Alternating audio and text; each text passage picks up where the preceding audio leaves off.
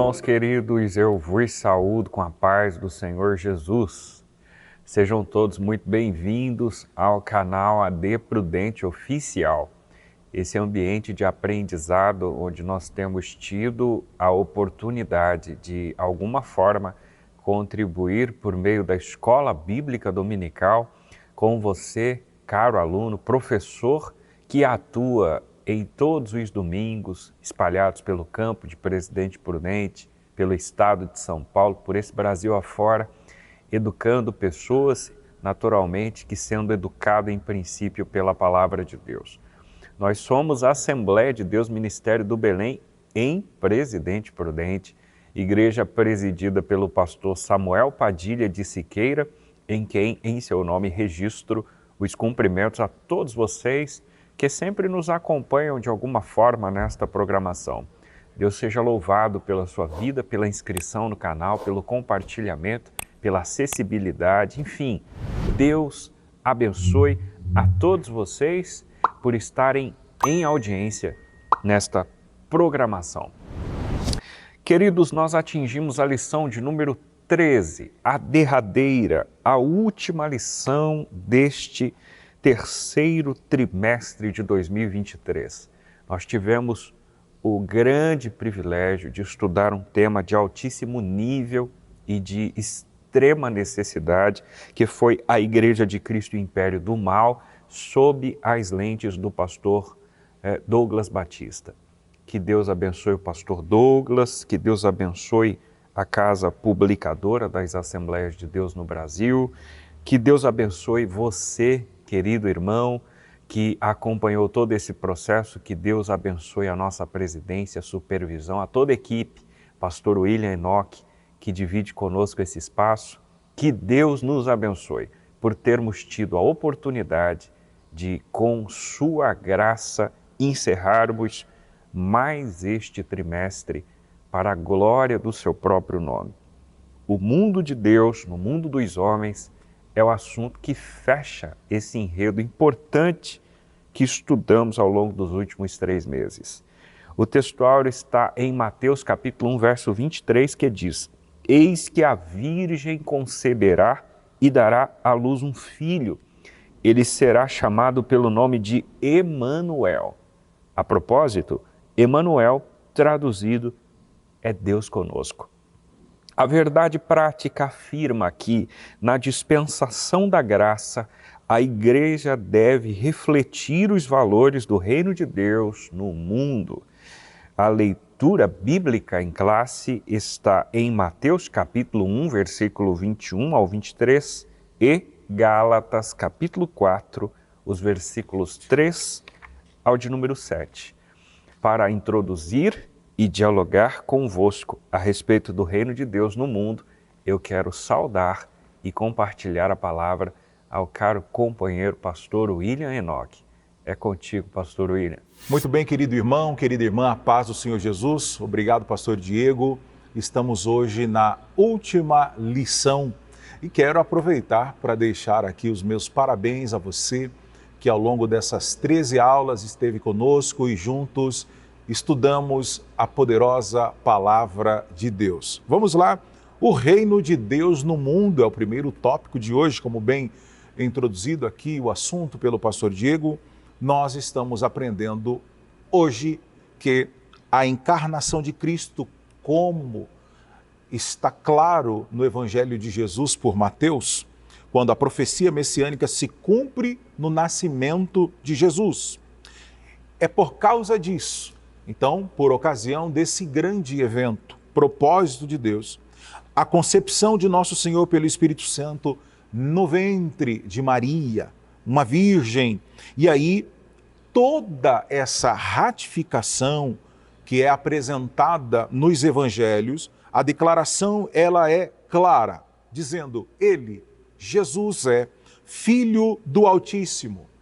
A declaração bíblica também é: o Verbo se fez carne e habitou entre nós, ou seja, o nosso Senhor Jesus é, de fato, o Emanuel, o Deus conosco. E assim, o tempo determinado, Cristo se fez homem e de modo que ele tem toda a autonomia, a autoridade, tem toda a legalidade para dizer que ele enfrentou, ele participou da nossa natureza, ele enfrentou as privações, as provações, as tentações, em tudo foi tentado, foi perseguido, foi humilhado.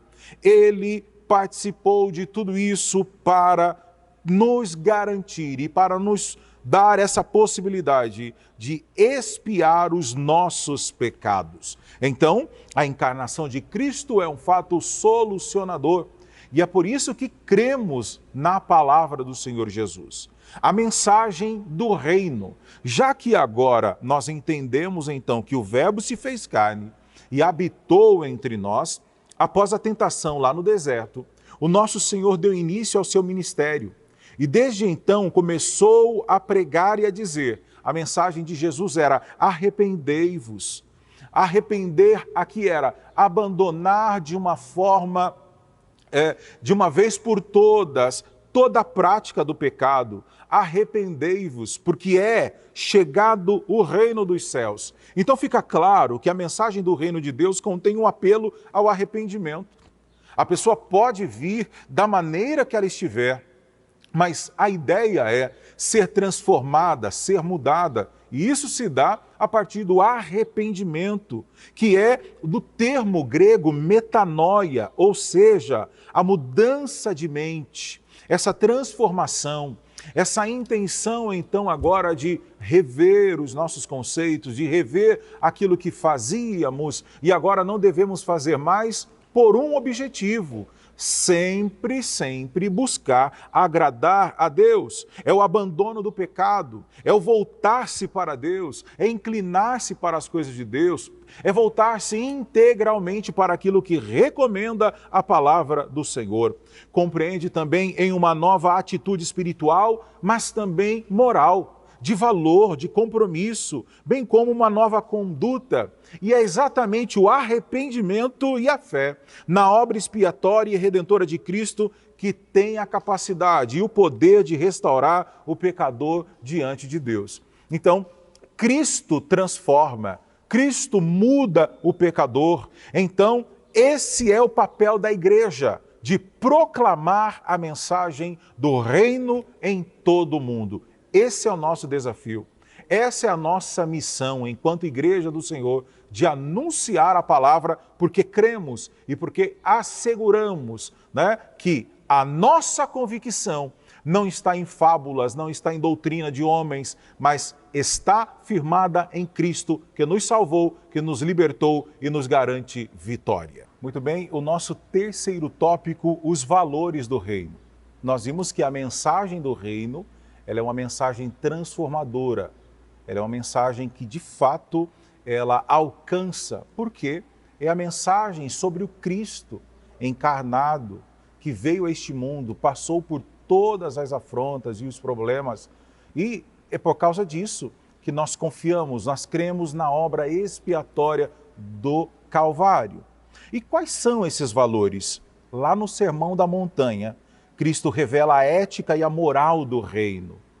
Destacam-se o necessário controle da ira. Então, observe, toda pessoa alcançada por Cristo, toda pessoa que teve um encontro com Cristo, quem de fato tem um encontro com o Senhor, tem a vida mudada a partir do momento em também que ela decide renunciar a si mesmo, e eis aí um grande desafio.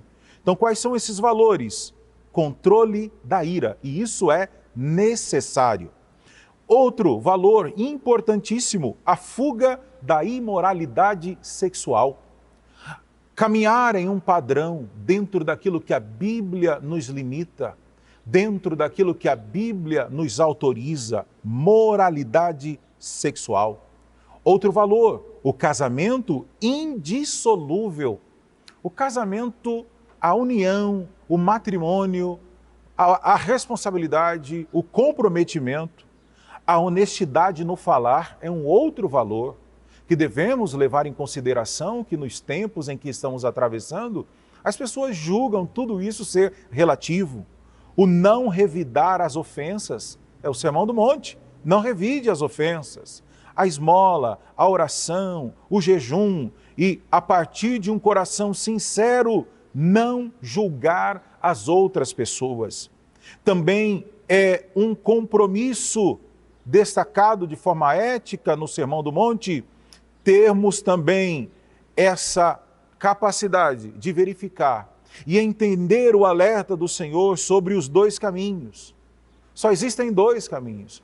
Ou eu agrado a Deus ou agrado o adversário. São dois caminhos. Outro detalhe importantíssimo, a advertência contra os falsos profetas, a exortação para a prática desses valores. E nesse sentido, o sermão nos chama para uma vida de perfeição em Cristo e nos convida a priorizar o reino de Deus e a sua justiça. E dessa forma, os filhos do reino devem expressar esses valores em seu viver diário. Então veja bem, nós somos imperfeitos, nós estamos buscando, caminhando. Nós temos limites, somos falíveis. Mas a palavra que cremos e pregamos, esta palavra que é digna de toda aceitação, esta é uma palavra de excelência. O homem é falível, o homem é errante, mas a palavra é excelente. Então que possamos compreender que os valores do reino compreendem esses princípios da moralidade, da fidelidade a Deus, mas também de uma vida ética, moral, de termos condutas e entender que o reino de Deus no mundo se caracteriza pela encarnação de Jesus Cristo, mas também da propagação da mensagem de Cristo, bem como os seus valores. O mundo está nos observando e precisamos pregar a palavra de Deus também com o nosso exemplo. Olá, queridos, estamos de volta para tecermos contribuições do tópico 2 da nossa aula de hoje, as bênçãos de uma vida no reino. Olha só, irmãos, não obstante nesse reino termos um rei, termos súditos e termos deveres, nos quais ao longo do processo foram abordados paulatinamente, este reino também dispõe de direitos. Vejamos que nós, enquanto súditos desse reino, somos em princípio remidos dos nossos pecados. Isto é, somos resgatados da nossa vã maneira de viver. Vejam que o apóstolo, a saber, o apóstolo Paulo, ao escrever a sua carta aos Gálatas, ele afirma que éramos meninos, estávamos reduzidos à servidão, enfim, dos primeiros rudimentos do mundo. Os verbos ser, estar, estão conjugados no passado. Não significa com isso que nós agora, enquanto cristãos da contemporaneidade, agora alcançados por essa remissão, deixamos de ser pecadores. Qualquer pensamento ou construção teológica nesse sentido é uma construção equivocada. Nós não deixamos de ser pecadores, irmãos, porque se deixássemos, sequer aqui estaríamos. Na realidade, Paulo está, por essa via, ressaltando, destacando, massificando a ideia de um Cristo que veio para remir, para nos resgatar da nossa vida impiedosa, da nossa vida ímpia, da nossa vã maneira de viver. Mas ele segue dizendo que Deus enviou esse filho nascido de mulher, nascido sob a lei, a fim de extrair o sujeito da escravidão do pecado. O homem agora é liberto da maldição da lei e da potestade das trevas. O pecador, ora escravo, agora é perdoado e ainda, como diz o item 2, é adotado como herdeiro de Cristo, filho por adoção, como diz os versos 4 e 5 do capítulo 5 da carta paulina aos Gálatas. A propósito, com relação a essa adoção, a herdarmos todo esse benemérito, esse benefício, éramos estranhos e inimigos, mas agora somos filhos reconciliados com Cristo. Como resultado de nossa adoção, agora como filhos, somos também herdeiros por Cristo. Todas estas bênçãos, tanto aquelas prometidas a Abraão, como a extensão da vida eterna, estão debruçadas, recaídas sobre a vida daquele que crê em Deus como Pai, na pessoa bendita de nosso Senhor e Salvador, Jesus Cristo. O propósito da remissão, filiação e herança não é enaltecer a nós mesmos, envaidecer-nos de modo algum. Se lermos desta forma, somos miseráveis enquanto cristãos. Entendemos redondamente equivocado o que é Evangelho. Se acharmos que por sermos atingidos por essa graça, somos agora superiores aos que não foram, indubitavelmente nós não tivemos compreensões rasas a respeito do que é graça de Deus. Se nós ainda fazemos leituras imprecatórias e desejamos essas leituras imprecatórias sobre a vida das pessoas sem filtrá-las, sem passá-las pelas lentes de Cristo, é porque a nossa compreensão de Evangelho, de Reino de Deus, ainda é absolutamente superficial. Mas se nós permitirmos ou permitimos que o Espírito Santo não só nos envolvesse, mas nos transformasse de dentro para fora, de maneira tal a ponto de nos dar a capacidade de poder entender a elasticidade dessa graça. E eu acho que por mais esforços que façamos, jamais conseguiremos entender essa elasticidade, e por não entendermos, nos prostramos e entendemos que o lugar mais alto em que podemos estar é aos pés da cruz. Isso é um sinal de que nós estamos tendo uma compreensão sensata e equilibrada do que é a graça de Deus. Que o Senhor nos guarde, irmãos, nos guarde da vaidade, do orgulho, da presunção, do egoísmo, da autoconsciência de que agora, uma vez agraciados, somos maiores do que quaisquer outros. Que Deus nos livre dessa compreensão. Na realidade, nós só sabemos que aqui estamos porque o amor de Cristo Jesus nos constrange. E que esse amor constrangedor, de fato, nos leve a compreensões maiúsculas a respeito da extensão do reino de Deus. Se fomos remidos, se somos filhos e logo herdeiros, isto é graça. Muito bem, o terceiro tópico, queridos irmãos, os males de uma vida no mundo. É bíblico que o salário do pecado é a morte, mas o dom gratuito de Deus é a vida eterna.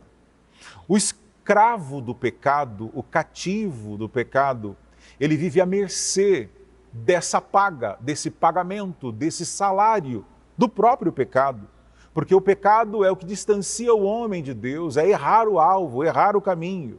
E a Bíblia nos ensina que aquele que comete pecado é servo do pecado. Isso significa que o ser humano é escravo daquilo que o controla, pois o pecado torna o homem incapaz de aceitar a palavra de Deus. E mais do que isso, a soberba o impede de reconhecer a própria escravidão. Para ele está tudo bem, para ele ou para ela está tudo normal. Está subjugado pela carne, o pecador ele se entrega aos devaneios, à desonestidade, à injustiça. Eles são entregues às glutonarias, ao vício, ao álcool, à droga, à nicotina, aos diversos tipos de vícios. E é o retrato de uma vida amplamente miserável, paupérrima, sofrida, sem paz de espírito, que trilha o caminho das trevas e necessita urgente de libertação. É a pessoa caminhando para um abismo, chamando outro abismo, porque ela está cega, ela não quer compreender, não quer dar ouvidos à palavra de Deus. Os filhos da ira e condenação eterna. A Bíblia também enfatiza que os homens escravizados pelos desejos e pensamentos da carne, por natureza, eles são filhos da ira. Aqui é uma referência à inclinação em satisfazer as práticas e paixões inerentes ao homem não regenerado. As inclinações carnais, a própria impureza, a avareza, a idolatria, entre outros e outros problemas, resultam na ira de Deus sobre os filhos da desobediência, daqueles que por opção quiseram então seguir esse caminho. Por isso, o nosso Senhor ensinou que aquele que não crê já está condenado. Quem não entrega a sua vida ao Salvador é condenado porque se recusa a crer no unigênito Filho de Deus. Então, dessa forma, o pecado da incredulidade, ele é o clímax da rebeldia. Ele é o centro deste caráter rebelde e que quer a todo tempo desacreditar na palavra de Deus. Ele resiste à salvação oferecida por Cristo. E dessa forma, nós somos exortados. Aquele, porém, que perseverar até o fim, esse será salvo. Então, a escravidão do pecado, a ira, a condenação eterna são elementos dos males de uma vida no mundo. Vida essa daqueles ou para aqueles que rejeitam, que desprezam, que não creem na poderosa e infalível palavra do nosso Senhor. Pois bem, amados irmãos, eu quero agradecê-los, agradecer a Deus pela vida de cada um de vocês, que junto conosco, acompanhando a programação, acompanhando os subsídios que ao longo desse processo foram dispostos nesta plataforma, chegaram também à conclusão da 13ª lição do terceiro trimestre de 2023. Repetir isso é quase um trava-línguas, né? Mas foi excepcional contar com a sua companhia. Aliás, sem a sua companhia, claro, e sem a presença real do Espírito Santo que nos une, a despeito de estarmos em espaços distintos, mas ligados pelo Espírito, nós teríamos um momento aqui qualquer, aleatório, mas por essa ligação, por essa intermediação ocasionada pelo Espírito de Deus, nós podemos de alguma forma ser atingidos pelo poder da sua palavra e de alguma forma compartilhar o que recebemos com você que sempre nos acompanhou por aqui. Eu quero encerrar destacando uma fala sensata do pastor Douglas.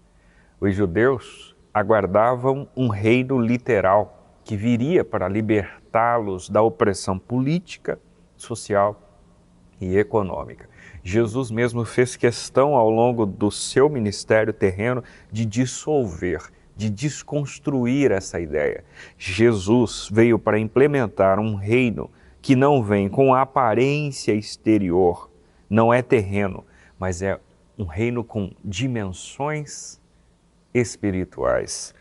O reino, o Cristo, veio para resgatar o homem do pecado, ao arrependimento por meio da fé, através do sacrifício na cruz.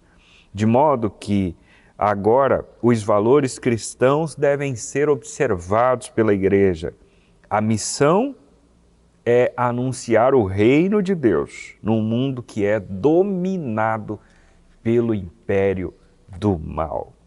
Queridos, como foi em princípio, encerramos com a mesma ideia, que possamos ser envolvidos por essa graça, pela dimensão do Evangelho, pela compreensão da cruz de Cristo, para entendermos o que é o reino de Deus. E uma vez entendido, não absoluta ou plenamente, porque isso é quase uma utopia, mas dentro da nossa limitação, uma vez a vida, uma compreensão, que tenhamos noção que estamos numa guerra contra o império do mal.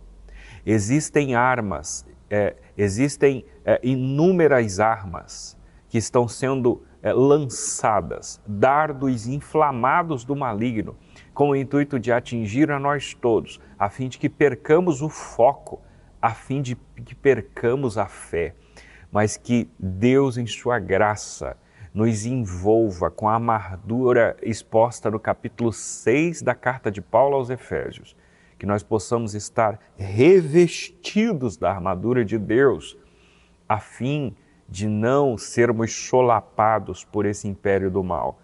Que Deus nos guarde, que Deus nos abençoe, que Deus nos proteja nos seus esconderijos e com a palma de suas mãos.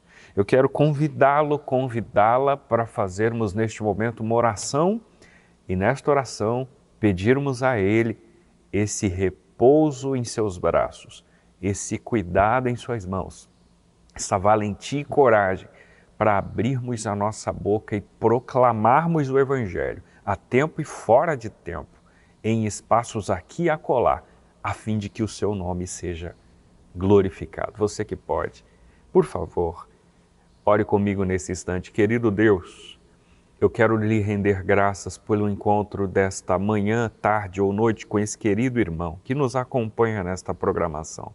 Nós tivemos o enorme privilégio de podermos, ao longo de outros 3 meses, estudarmos assuntos tão relevantes, tão necessários, tão impactantes, que conversam conosco, que dialogam com a nossa realidade. Nós te louvamos, Deus, porque de alguma forma os assuntos inseridos ao longo deste trimestre nas revistas da Escola Bíblica Dominical foram extremamente relevantes e tiveram a finalidade de nos tirar de uma zona confortável e nos colocar no lugar de confronto. Não um confronto medido ou mensurado pelos homens, que entendem confronto por uma guerra entre 2 pessoas, uma guerra de ideias, uma guerra onde aquele que tem a razão sempre prevalece. Não é sobre esse confronto, porque nós temos muito claro para nós que a nossa luta não é contra carne e sangue, mas é contra principados, potestades, príncipe das trevas, hostes espirituais da maldade que habitam em regiões celestiais. Deus, nós reconhecemos o nosso tamanho, sabemos a nossa limitação e precisamos da Tua graça. Venha com a Tua graça sobre nós, nos ajude, a fim de que no próximo trimestre possamos seguir expandindo o reino de Deus por meio da Escola Bíblica Dominical. Estas são bênçãos que nós pedimos a Ti em nome de Jesus. Amém e amém. Que o Senhor te abençoe e, querendo Deus, nós nos vemos no próximo trimestre, no próximo programa.